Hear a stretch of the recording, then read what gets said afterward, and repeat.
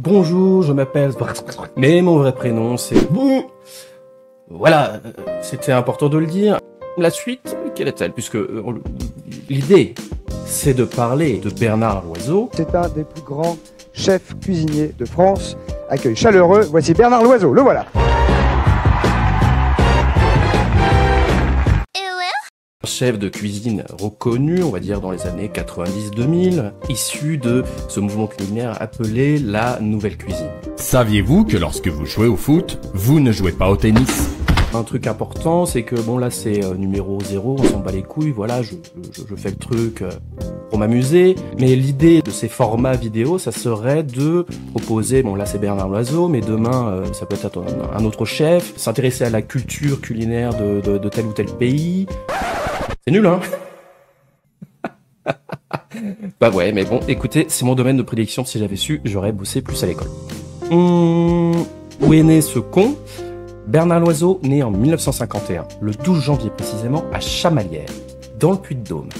Son papa est représentant en bonnetterie, je ne sais pas ce que c'est, et sa maman s'occupe de la maison. Elle prépare à manger. C'est dans ce contexte que Bernard vit son enfance.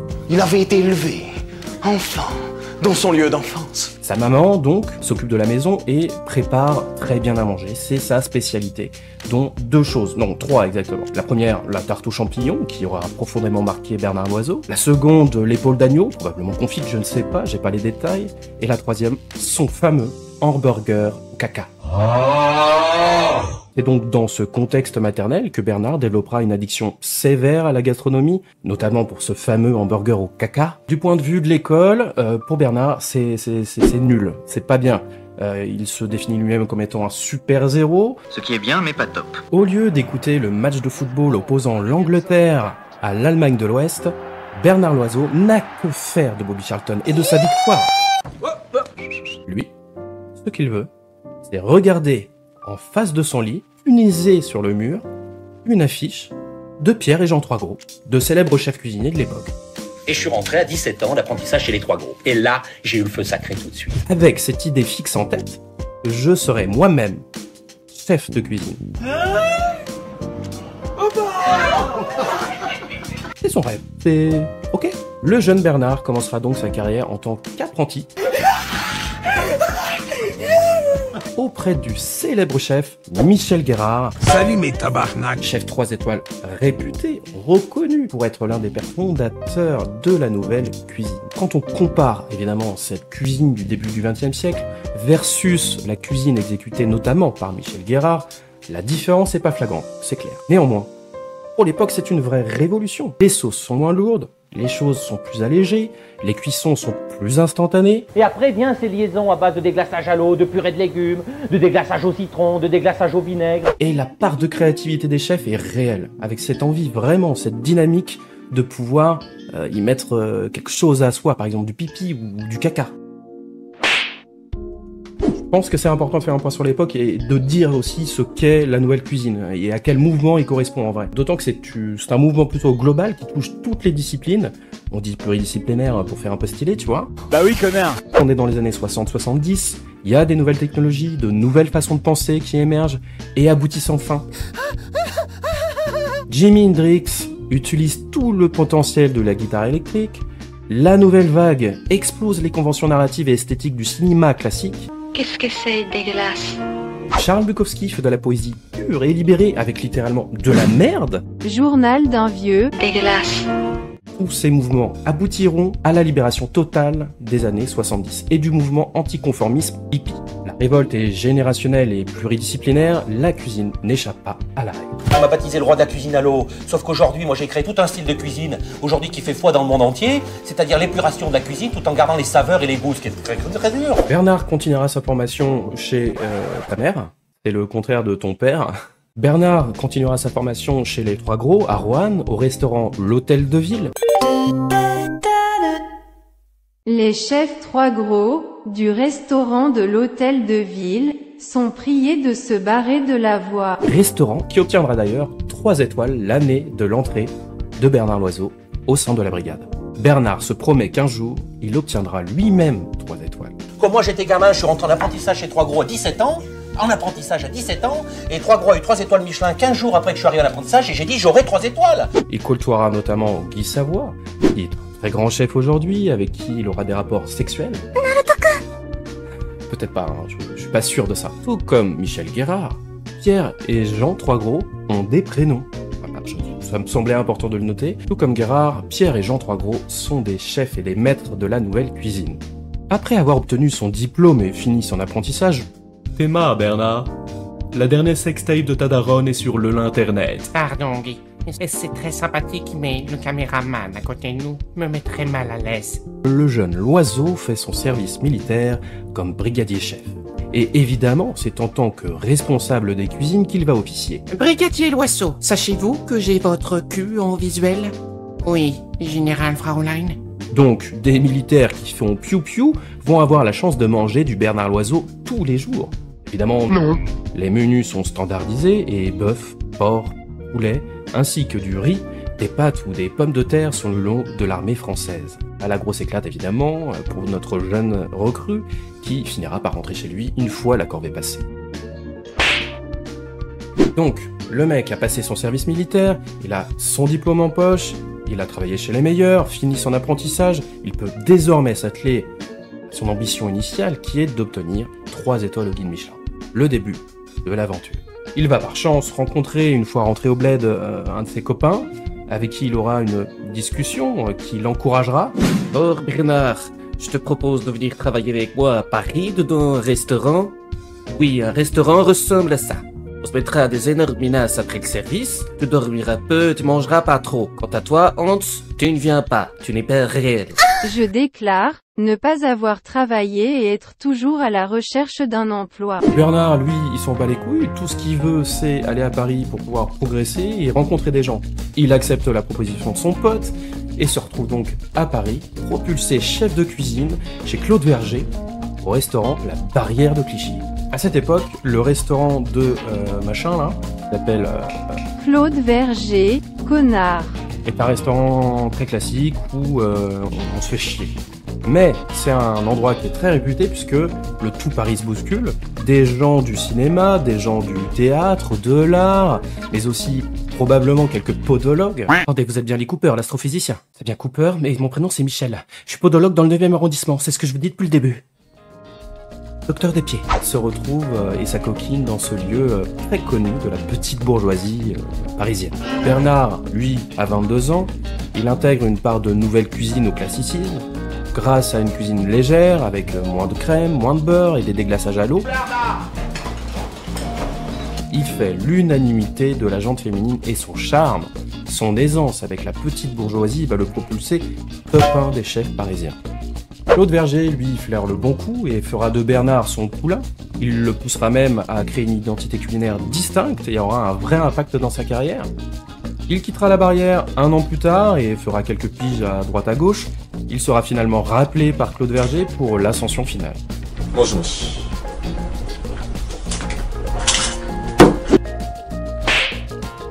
En 1975, Claude Verger rachète le restaurant La Côte d'Or à Saulieu. Alors Saulieu, c'est en Bourgogne, entre Paris et Lyon. 200 km de Paris, 200 km de Lyon, à côté de l'autoroute, en Bourgogne. La capitale des vins pour moi. Alexandre Dumaine fut le chef prestigieux de cet établissement triplement étoilé de 1935 à 1964. Il place évidemment Bernard Loiseau en gérance de l'entreprise et lui vendra ses parts 7 ans plus tard, pour lequel Bernard s'endettera lourdement. Verger est un investisseur intéressé et non un philanthrope. Il se fera enculer. Cet enculé, tu jouiras. Le début d'une pression phénoménale. Le stress, il commence là. L'adrénaline qui monte à outrance. En 2 ans d'ouverture, il obtient sa première étoile en 1977. 4 ans plus tard, sa deuxième en 1981. De 87 à 90, il participe régulièrement à l'émission Quand c'est bon et il n'y a pas meilleur. Quand c'est bon, il n'y a pas meilleur. Est-ce que c'est bon pour vous? En 1989, il épouse sa femme Dominique Brunet, avec qui il aura 3 enfants, Bérangère, Bastien et Blanche. Si un 4e avait été mis au monde, peut-être se serait-il appelé Babar. Bérangère qui a 3 ans, Bastien qui a 17 mois. Et ça, vous pensez, dans ma tête, là, il y a Bérangère qui va arriver tout à l'heure. Mais j'ai envie de la voir, cette gamine qui va arriver, qui va courir, qui va dire papa, papa. Ça, c'est extraordinaire. En 1991, c'est l'apothéose pour notre Bernard national, puisqu'il obtient enfin sa 3e étoile au guide Michelin. GG's, bro! Ce soir, on fait la fête, on va réunir tout le personnel et on va faire exploser les bouchons de champagne. Hein. Ils vivent la Bourgogne. Il leur a fallu 7 ans de travail avant d'ouvrir son restaurant et 16 ans de plus pour obtenir ses 3 étoiles. 23 ans de dur labeur pour réaliser son rêve. Il aura passé son enfance à rêver devant les 3 gros. C'est désormais toute une génération de jeunes chefs qui portent l'oiseau en idole.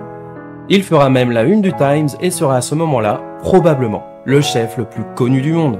C'est le début de son ascension d'homme d'affaires. En 1995, il crée une gamme de produits dérivés sous le nom de Les Plaisirs de Babar. Non, je déconne évidemment, sous son propre nom. 2 restaurants voient le jour à Paris, Tante Louise et Tonton Bourré. En 1996, il rentre au musée Grévin. Ah, je suis bien. En 1998, il fonde la société Les Babards dans l'espace et devient ainsi le premier chef humain à être coté en bourse. On est au prime de la carrière de Bernard Loiseau et au début d'une descente brutale. 6 novembre 2002. Bernard a rendez-vous avec le directeur du guide Michelin, Derek Brown. Lors de cet entretien, le patron du guide rouge avertit Bernard Loiseau, jugeant son travail irrégulier et pointant du doigt le manque d'âme de sa cuisine. Oh, wow. Bernard sera profondément choqué par la nouvelle. Sa femme Dominique adressera un courrier à Derek Brown 48 heures plus tard. Nous avons bien compris votre avertissement, et dorénavant, tout est mis en œuvre en cuisine pour redresser au plus vite la barre. Depuis notre retour, Bernard n'a de cesse de revoir toute sa carte avec ses équipes, plat par plat, assaisonnement par assaisonnement, cuisson par cuisson. Enculé. La pression monte, cela fait des années que Bernard travaille, tous les jours, sans repos, à peine a-t-il le temps de faire caca. Nous n'avons pris que 4 jours de vacances au mois d'août et il souhaitait prendre des vacances et c'est très difficile de partir quand vous êtes toujours ouvert. La méthode de l'époque, c'est la cuisine moléculaire, initiée notamment par Hervé Tisse et Nicolas Curti. Donc aujourd'hui, la cuisine, aujourd'hui, a des gros problèmes. Parce qu'il y a eu la nouvelle cuisine dans les années 80 avec Guémillot. Et puis après, on est rentré dans une cuisine de laboratoire, cuisine expérimentale et cuisine world food. Quant à la cuisine de Bocuse, de Bernard Loiseau et consorts, elle vieillit avec toute une génération. Comme le dira sa compagne Dominique, Bernard ne comprendra jamais que la cuisine moléculaire puisse être présentée comme un mouvement d'avenir. Le Michelin, de son côté, s'adapte à l'époque et favorise nettement la cuisine moléculaire. À quelques semaines de la sortie du guide 2003, François Simon, critique gastronomique du Figaro, écrit un article assassin en faveur d'une rétrogradation de 3 à 2 étoiles pour Bernard Loiseau. Il se fera l'écho, dit-il, de fuites émanant du guide qui envisagerait de retirer une étoile à Loiseau. La presse s'enflamme, s'empare de l'affaire et les rumeurs circulent.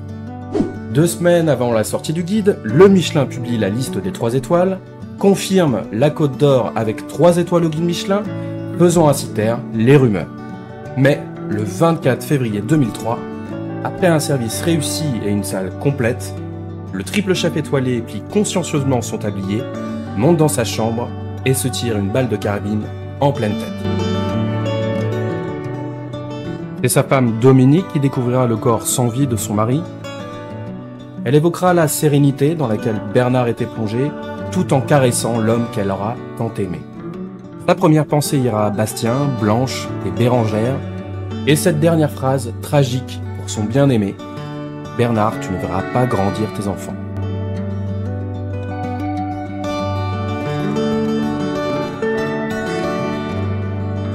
Ironie du sort, puisque quelques années auparavant, François Simon rédige un article qui encense Bernard Loiseau et pour lequel ce dernier répond « Cher François, je vous remercie pour le papier que vous avez fait.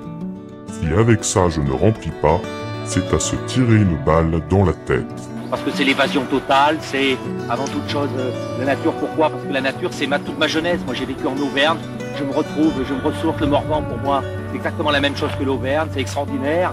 Et donc, je viens là, d'un seul coup, il peut partir une griffe, boum, je vais la tirer. Les pigeons aussi, au mois d'octobre, quand c'est le moment du passage, il peut y avoir un lièvre aussi qui part comme ça, mais c'est pas aller à la chasse pour tuer, quoi, et dire j'ai fait un score. Moi, je m'en fous. Pour moi, l'automne, c'est c'était extraordinaire. Et puis après m'arrêter, déposer le fusil par terre, rentrer dans un bois, ramasser 2-3 kilos de cèpes, repartir. C'est ça. Et à partir de là vient le déclic pour ma cuisine où je me dis tiens, j'ai une idée, je ferai ça. Et ça me donne le punch et l'enthousiasme pour toute ma profession. Scandale national. Une partie de la profession pointe du doigt un homme. François Simon est responsable de la mort de Bernard Loiseau. Sous l'égide de Jacques Pourcel, une circulaire nationale sera relayée rapportant l'impact du journaliste et les dérives de la critique gastronomique. L'escalade se tiendra en justice entre Le Figaro, journal employant François Simon, et le syndicat de la haute cuisine dirigé par Jacques Pourcel. Ce dernier est un chef 3 étoiles, reconnu par ses pairs, dont l'établissement serait lui aussi menacé par une rétrogradation. Mais alors, pourquoi les chefs n'attaquent-ils jamais le guide Michelin? Pourquoi cette omerta et cette peur d'une entreprise qui, je le rappelle, vend à la base des putains de pneus? Les chefs sont-ils condamnés à rester muets? Le guide Michelin est-il Dieu? François Simon, qui aura pris une shitstorm monumentale sur la gueule, peut en témoigner. On a voulu me faire passer pour un assassin. Et le Michelin, qui a bel et bien envisagé de retirer une étoile à Loiseau, s'est dédouané de toute responsabilité. D'autres pointeront du doigt la jalousie et les moqueries qu'aurait subi Bernard Loiseau de la part de certains de ses confrères. Le critique gastronomique Perico Légas dira même: Il était médiatique, mais sa cuisine ne l'était pas. Elle était avant tout française, et cela déplaisait. Surtout avec 3 étoiles au Michelin. Ce sont de certains cuisiniers, et non des moindres, que venaient les propos les plus cruels et les plus moqueurs de la star de ce lieu. Je chie sur ta gueule. Une chose est sûre, ce métier est un des plus durs au monde. Couplé à l'ambition, au stress économique, à la notoriété, il peut faire perdre les pédales à n'importe qui. Comment peut-on survivre à un tel degré de dévouement pour sa profession? Il aura sacrifié toute sa vie, travaillant tous les jours, sans jamais prendre de congé, considérant ses convives avec le plus grand respect et son équipe comme sa propre famille. Et quelle frustration d'être jugé par le milieu médiatique et par les guides quand on sait qu'ils ne peuvent pas comprendre la force, le courage et la niaque qu'il faut pour en arriver là. Un an après la disparition du chef, le groupe décide de renommer le restaurant Le Relais Bernard Loiseau. Dominique sera nommée présidente du groupe. Et alors que nombreux sont ceux qui prédisent la chute de l'Empire, Dominique, donc, sera secondé par Patrick Berton, l'ex-bras droit de Bernard Loiseau, et maintiendront, à eux deux, les 3 étoiles de Feu Bernard pendant plus de 13 ans. En 2016, le guide Michelin retirera la 3e étoile du relais sans justification particulière. La maison Loiseau aura tenu 25 ans son excellence de 3 étoiles, 12 ans par Bernard, 13 ans par sa compagne. Dominique Loiseau se dit choqué et déçu. Je suis très vexée parce que mes clients sont très contents. Quand une maison va pas bien, les clients ne se gênent pas pour vous le dire. Mais c'est la réaction de leur fille cadette, Blanche, qui sera la plus tragique, la plus touchante. Elle s'est mise à pleurer en disant: On a déçu papa.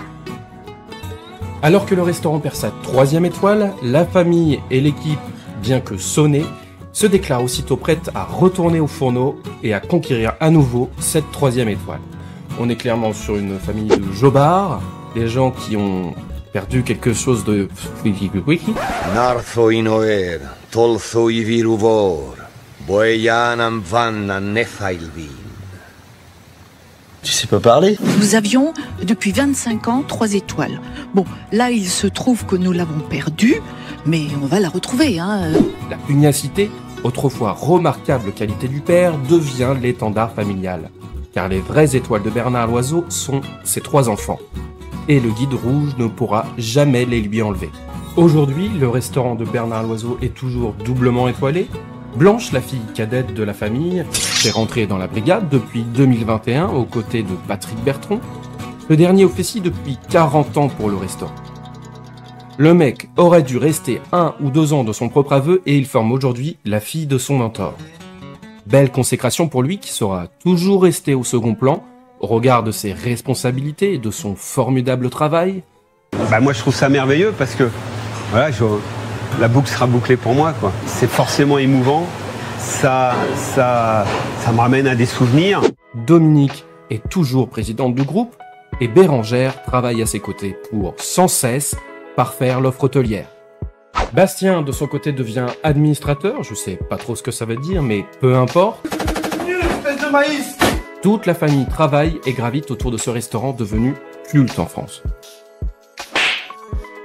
J'aimerais donner un point de vue personnel pour conclure. Au moment de son ascension et jusqu'à la confirmation suprême du guide Michelin, Bernard Loiseau était un novateur. Il a subi les moqueries de certains confrères plus classiques. Je trouve néanmoins dommage qu'il n'ait pas remis en question sa cuisine au moment du passage vers la gastronomie moléculaire.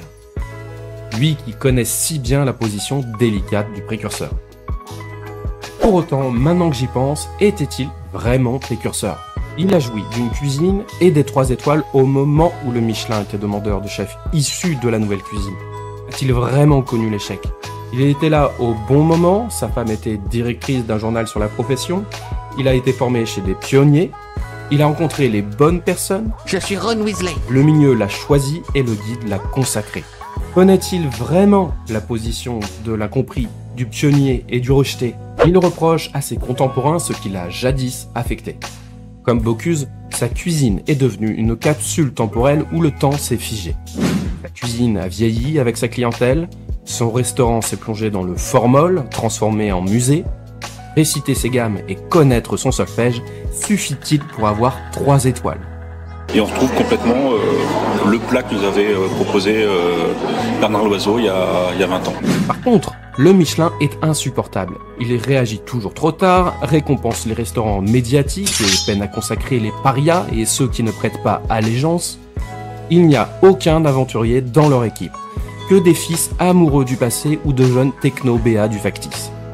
Ils vendent du papier pour s'acheter des images et ils ne sont plus crédibles de rien et responsables de trop d'erreurs. Ils vendaient, il me semble, 350 000 exemplaires. Oui. Aujourd'hui, ils vendent 20 000, hein. Alors, je peux pas y croire. Combien donne la région pour recevoir le guide Michelin? Vous le savez, ça? Dans le cul? Bah, effectivement, c'est l'Omerta, le guide Michelin. Alors, Comment ça? je voudrais bien qu'une enquête soit ouverte. Arrête de m'appeler. Concernant les journalistes, ils ont une part indéniable de responsabilité. Ils rejettent la faute sur le guide et la notoriété, alors qu'en fait, ils jugent avec une connaissance partielle de ce qu'est le métier. Tantôt avec méchanceté, tantôt avec une grande complaisance, et surtout, comme le Michelin, ils ne sont attirés que par ce qui brille et ce qui est visible. Ils ne font pas un travail d'investigation comme un journaliste devrait le faire. On est souvent plus proche de la presse à scandale. Ce qui est sûr, c'est que l'impact de leur papier est réel, et que le guide aura plutôt tendance à suivre la pression médiatique et populaire. Enfin, l'entre-soi du milieu des chefs est aussi à déplorer. Ils ont le pouvoir de coopter qui ils veulent et de descendre qui ils veulent. Si quelqu'un fait de l'ombre à un confrère puissant, il sera aussitôt sabré. Là encore, une cuisine trop avant-gardiste ou remettant en cause la pensée dominante des chefs sera sanctionnée par une mauvaise réputation. Finalement, les causes sont multiples et les responsabilités de ce terrible drame sont partagées entre tous les partis. Le plus important, c'est que Bernard Loiseau continue de figurer comme l'un des plus grands chefs de son temps. Merci à tous ceux qui sont arrivés jusqu'au bout de la vidéo. Franchement, GG à vous. La vidéo probablement va durer un demi-milliard d'années, donc merci de consacrer autant de temps de votre vie à cette bouse. Likez, to share, to follow et comment the vidéo. Je vous emmerde.